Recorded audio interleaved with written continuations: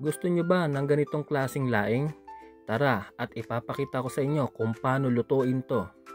At kung nagustuhan nyo naman ang luto na ito, pa-share naman mga tol at i-follow nyo na rin ang page na to. Kaya naman, let's go! So yan na nga yan mga tol, ayan o, ang ating karneng baboy. Pinakuluan ko lang siya, parang halos 50% pa lang siyang luto. Lulutuin ko siya ng totally dito sa sa kawali. Piprituin ko siya. So yun na mga tol, ang ating karning baboy. Kinat ko lang siya ng mga ng ganyang klase, cubes yan, mga ganyan lang. Tapos yan, pamamantikain ko yan dyan. At sana makarami ako ng mantika kasi pinakuluan ko siya. Ito nga palang pinagpakuluan, hindi natin yan kailangang itapon kasi pwedeng magamit ko yan pang sabaw, parang ganon, para makadagdag siya ng pagpapalambot ng ating dahon ng gabi. Yan. Yan mga tol, diba? Pumuputok-putok pa. Kailangan lang natin maluto talaga. Hindi lang siya dahil golden brown, kailangan luto talaga siya. Tapos ilalagay ko na ito. Igilid lang natin yan. Hindi na kailangan hanguin. Yan. Luya. Lagay natin. Ginayat ko na yung mga aking sangkap na ganyan. So yan, luya. O yan. Kailangan itong luya na to mag golden brown siya. Mga tol, sunod naman natin yung sibuyas. Ayan. Kailangan niya parang golden brown lang, parang halos parang french fries look na yung ating luya.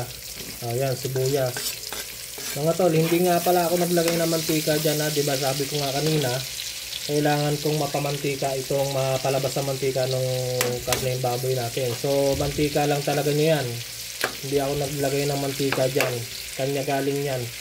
Ayan, tapos lagay ko na rin yung, bakit ko inuuna yung lagi, tuwing lagi ako magsasangkot yan ng ganito, inuuna ko lagi yung sibuyas. Kasi, tawag dito, mabilis kasi maluto yung bawang. So, para pantay, unahin natin yung sibuyas. Ayan. Ayan na, pantay silang maluluto pareho. Kasi, yung iba, hindi ko naman kinukurik yung paraan ng iba. Medyo sunog na yung bawang, saka pa ilalagay yung sibuyas. So para pantay, inuuna ko talaga yung sibuyas. O yan, so ganyan lang yung ko, mga tol.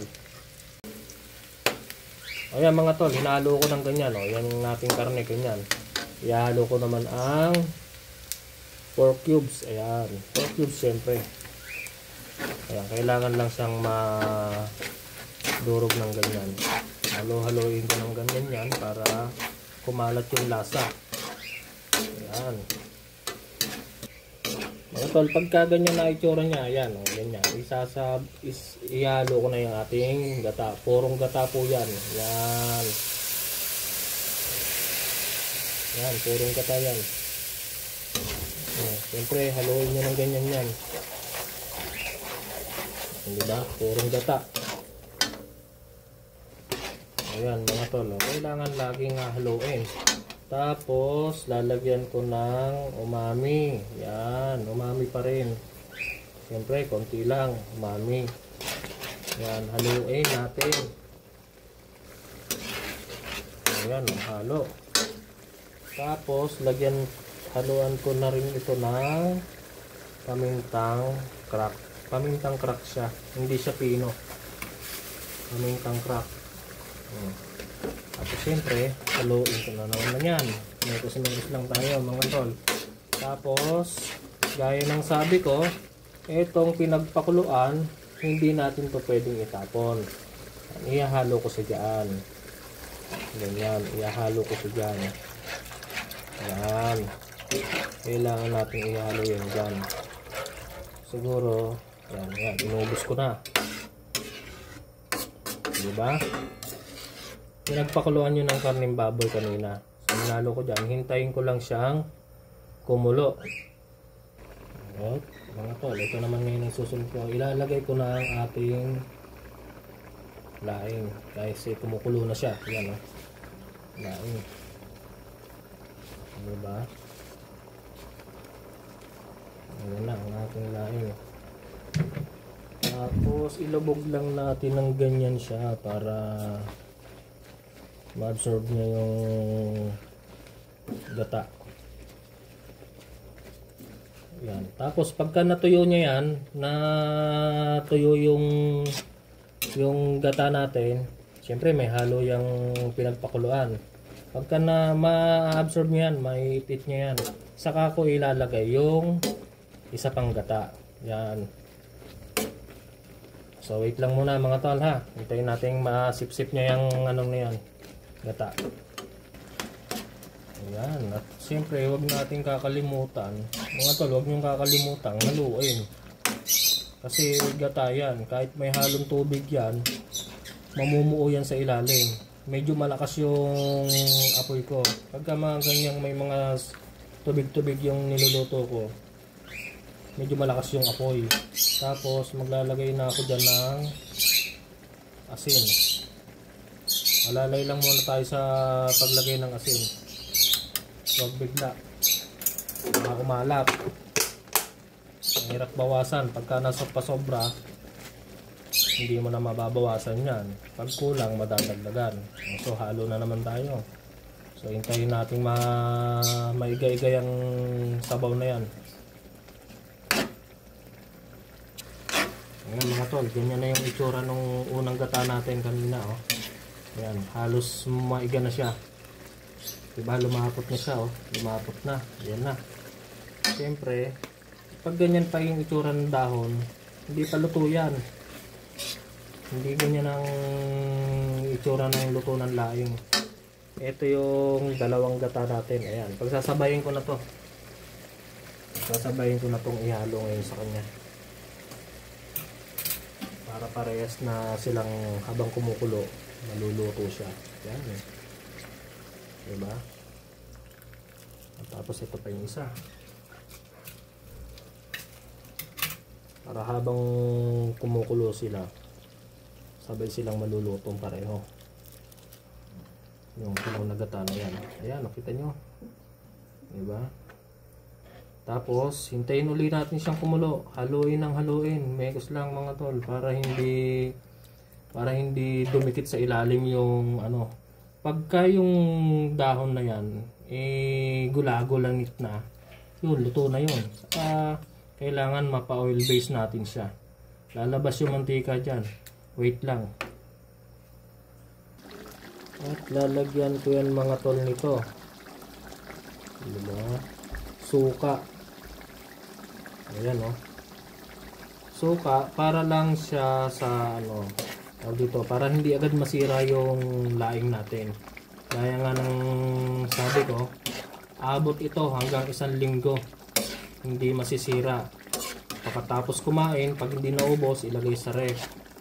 Tapos pagkatapos magsaing, halimbawa nag-iinin na, isapaw, ulam uli. Hindi masisira yan. Basta maayos ang pagkaluto.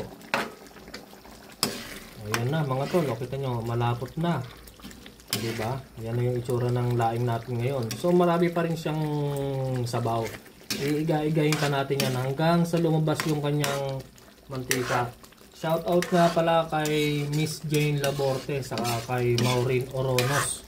Yan yung mga masugid nating fans. Ika nga kay Jane Laborte, yung request mo nga pala to follow na, pero naka-ready na yun, huwag ka mag-alala. Maglalagay nga pala tayo dyan ng sili. Ayan, sili, yan. Hindi naman maganda pagka hindi maanghang ang laing na nakasanayan natin mga tol. Yan, kailangan talaga ang laing medyo may anghang. So malapot na, diba?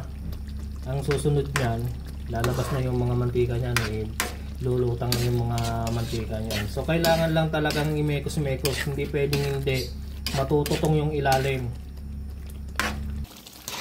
Ayan guys, ito na mga tol, diba?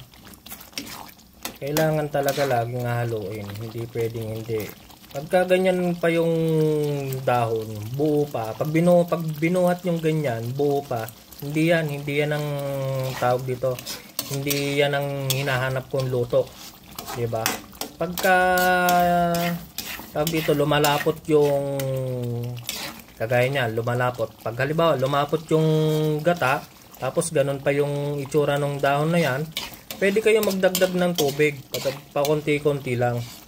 Huwag nyong dadamihan. O, tapos, hanggang sa malabog ng gusto yung dahon. Pag binuhat nyo ng yung dahon na ibig sabihin, pag hindi na siya ganyan, pag binuhat yung laing, ibig sabihin, luto na yon. Yun yung, ibig sabihin, durog na yung pagkadayo ng dahon niya, durog na. Yun yung hinahanap ko. Tapos, sabay sila. Kailangan sabay silang maluluto. Madudurog yung dahon, tapos mag-oil base yung gata. Yun. So, nagdagdag nga pala ako ng konting tubig dyan. Kasi, lumalapot na yung gata, buo pa yung dahon. Pwede naman yun, magdagdag kayo ng konting tubig, pakunti-kunti lang. Huwag nyong bibiglayin kasi mamaya, malabog naman ang gusto yung dahon. Diba? Hindi pa nag-oil base, kasi nga may tubig pa. Oh. So, ganun lang lagi, hahaluin lang lagi yan, mga tol. Oh. So, hintayin lang natin uli yan. Ayan na, mga tol. O, tingnan nyo. O, lumalabas na yung mantika. O, diba? Yan, luto na yan. Mga tol, luto na yan. O, yung sinasabi ko. Yan ang laing. Diba? Medyo matagal lang talaga siyang lutuin. Ayan, yan ang laing. Oil-based laing. Ayan o, tingnan nyo o. Diba? Lutong-luto ang gata. O. Yan, luto na yan. Mga tol, pwede nang kainin yan. Diba? Durog na yung dahon. Kung meron man akong nasusuklay na parang halos buo pa, wala na. Gulanit na yan. Sobrang gulanit na yan. O, yan o. O, oil base. Diba? Yan lang yun mga tol. Salamat. Yun mga tol. O, tingnan nyo yung ating ginawang laing, nilulutong laing. Nilagay ko siya sa ref. So nanigas na. Mantika po ng baboy yan, walang ibang mantika na hinalo dyan. Purong mantika ng baboy saka mantika ng gata. Yan yung oil base. After niyang malagay sa ref, ganyan na siya. Siyempre, maglalagay ako dito. Yan. Kasi isasapaw ko siya sa kanin. Ganun yung paraan ko ng pag-iinit ng laing. O, di ba? Kasi mag-aalmusal ako. Yan ang uulamin ko. Uulamin namin ngayon. O. Yang tingnan nyo, yan. Hanggang lahat sila naninigas. Kaya sabi ko, kahit 1 linggo pa to, hindi to masisira. Ayan. Isasapaw ko to ngayon sa sinaing. Diba? Yan mga tol, oh. So nakain-in na ako dyan. Sasapaw ko to. Oh. 5 minutes lang, okay na yan. Mga tol, tingnan nyo. Uy, kita mo? Almusal tayo ngayon mga tol. Kagabi ko pa to na tapos lutuin. Siyempre, hindi muna ako kumain. Ngayon ako kakain nito. Pinakita ko yung yung 'di ba galing sa ref. O yan. After nung main in siya, tingnan niyo, ganyan na uli siya. O, 'di ba? Tapos yan, before and after uli mga tol. Oh, tingnan niyo. Sarap to. Sabi ko sa inyo pag nagawa niyo to sa inyo, magiging favorite niyo to. Ay, masarap. Tapos mainit yung kanin. Siyempre hindi ko kain patawbin to kasi ako lang yung kakain. So yan lang mga tol. Kailangan ganyan yung paraan ng pagluluto. Durog yung dahon. Ganyan ang laing.